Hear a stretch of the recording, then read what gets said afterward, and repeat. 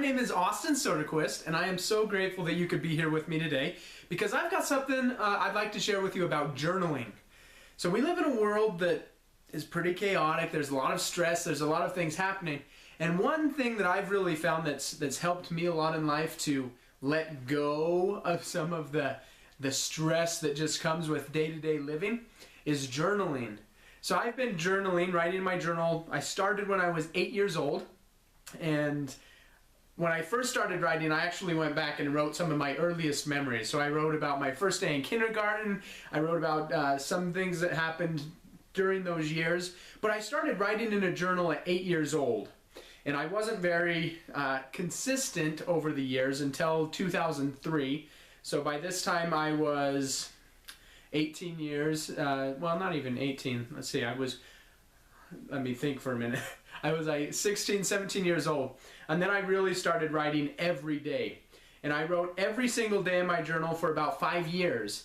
And I filled up lots of journals. And since then, I've been very consistent. And that was one of my goals for this year, was to make sure I write in my journal every day, which I've done so far, today being April 1st. So I'm continually writing in my journal. And I've got lots of different journals and different ways of doing it. This is the type of journal I really like to use. Some people, I know people do like online type journals. I like the actual book, because that way I've got it here. I can open it and I can read, and I just like having the paper.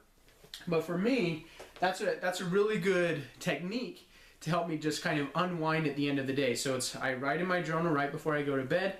I write about what happened during the day, and I just kind of process through everything. It's very therapeutic, and it's been actually proven in studies that journaling, those that journal actually tend to live more healthy lives, or more stress-free, and can actually live longer. So journaling is really important. I would encourage you to do so. And there's lots of different types of journals that I have. I've got one that I just write in at the end of the day, and that just takes care of what did I do today. I've got journals for positive thoughts, like inspiration. Anytime I feel inspired about something, or I really have an aha moment, I write that down in what I call in my color journal. And so I write that down and keep that in a special journal. I have a journal designated for negative thoughts, because I don't want to spread those around other people, so I keep those in a negative journal. And that I don't read back through. I just write it down, get rid of it, and I keep that in a journal that's locked up. I've got a dreams journal where I write down my goals and my dreams, and I have that in a journal. And then you can even help your kids while they're young to start writing in journals. So this is one that we have for my little boy. He's now 4, and we started writing in this for him when he was just little. So we started writing about memories and things that he did, or when he learned, and when he took his first steps, his first words, things like that, we write down in this journal for him. So Book of Fun Memories. So here we are. Let's see, let me just kind of read a little journal entry for you. So backdate a bit and tell a wonderful story, life of a small boy. So okay, my wife is very good. So she actually went through and was wrote a little story about some of his memories.